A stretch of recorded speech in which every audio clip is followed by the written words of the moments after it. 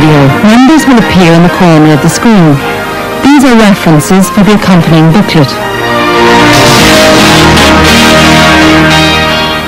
The dentist is in a unique position to recognise signs of disease. Your patient's health depends on your carrying out a comprehensive examination.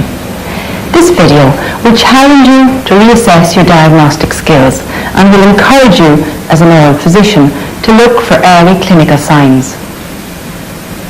This patient is 33. She is married with 2 children. If she had come to you for treatment, would the appearance of her tongue have caused you concern? The candidiasis could be associated with something as straightforward as recent antibiotic treatment. But in this case, it is due to HIV infection. Your suspicions might have been aroused by the erythematous areas, the white plaques, and these corrugations, the early signs of hairy leukoplakia. HIV infection inevitably will lead to full-blown AIDS. In just 2 or 3 years, she could be as seriously infected as this young man.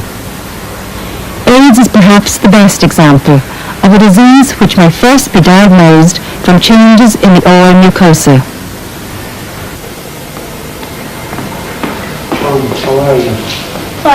From the moment a patient walks into the surgery, the dentist is observing, forming opinions from the patient's general appearance, and noting any telltale signs of systemic disease. The very sick patient will be obvious. John has a serious congenital heart defect.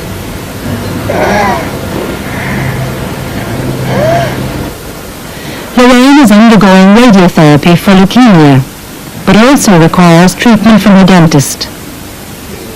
Sandra has a progressively crippling dermatological condition, epidermolysis bullosa. Show me the other one. That's lovely. Sandra, will you open your mouth as wide as you possibly can? Yeah. Stick your tongue out. I can't. What are the implications for the dentist in treating these patients? What special precautions would you take? Will their drug therapy have any bearing on the dental treatment? Could complications arise from dental treatment? Some of your patients may have less obvious or less serious conditions. And you're on holidays now? I'm out next Monday. All right, you started Is this a normal blink? Yeah, on Monday. What dental problems will Grace have? And what special care does she need? By recognizing the significance of details like these, the diagnostician can have a more complete picture of the patient.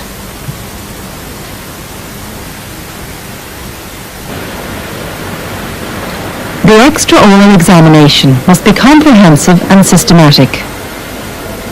Now you've had some toothache for quite some time. After taking the full history, the dentist concentrates on the appearance of the patient's face, noting any asymmetries. Slowly, as wide as you Proceeding to examine the movements of the mandible and the temporomandibular joint. I want you to open your mouth slowly again. Palpating the joint. Close slowly. And when indicated, carrying out a functional analysis of the occlusion, Bend your head over to the side. ending with a full examination of the lymph glands. Other side. Out through the glands and the neck. And Palpation of the lymph glands in a patient with cancer of the lip may help identify regional lymph node involvement. bend your head slightly towards me. Again.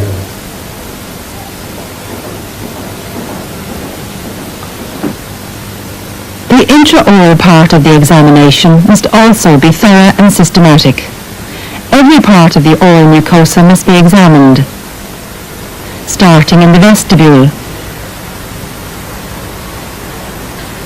moving into the lingual surface of the mandible, and towards the floor of the mouth. Examining the dorsum, the lateral border, upper surface and the movements of the tongue, the tonsils and the oral pharynx, the soft palate and the hard palate. Finally examining the teeth and the gingiva. To further emphasize the importance of a systematic examination and to bring home the message that disease can occur anywhere in the mouth, we're going to superimpose lesions on a perfectly healthy mouth.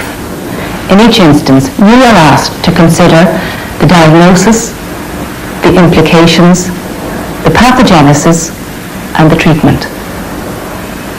What are the causes of angular cheilitis? Why do you think it may have occurred in this case?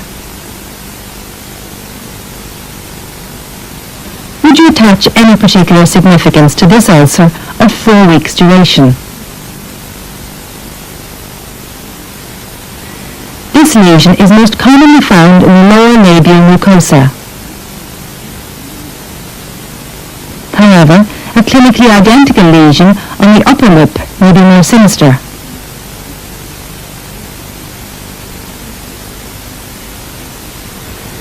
This white patch was found on the buccal mucosa. As it expands, we see characteristic diagnostic signs of a common skin disease. What is this white patch under the tongue?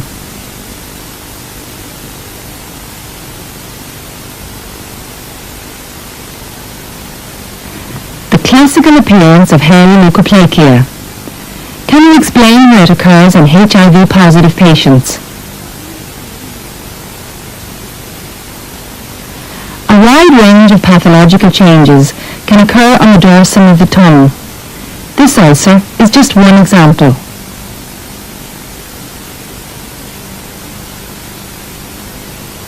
The tonsillar region is frequently overlooked during a dental examination. What is this condition? What is this lesion on the soft palate?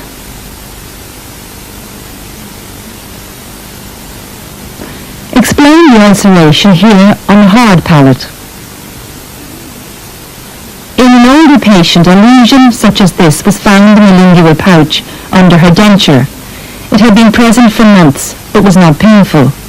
What is its significance? This exercise has focused on the dentist as an oral physician and on the importance of observation.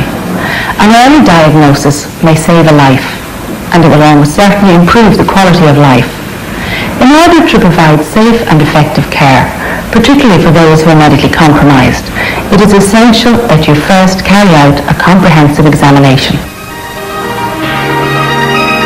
You will now appreciate that this is not just a simple teaching video, but part of a carefully structured program for learning. While some of the conditions illustrated are rarely seen in general dental practice, they serve as interesting examples of deviation from the normal, and as such will help improve your skill at differential diagnosis.